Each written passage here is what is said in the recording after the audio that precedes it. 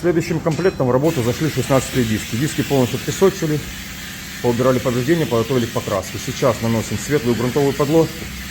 Основной цвет будем красить светлое европейское серебро. Финалем это покроем порошковым лаком. Так, ребят, показываю 16 диски по цвету грунтовой подложки. Сейчас идет процесс нанесения основного цвета. Дальше диски будем покрывать порошковым лаком.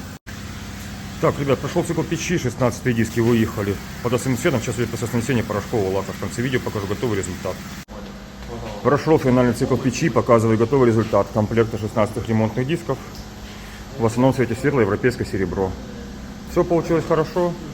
Подписываемся на наш канал.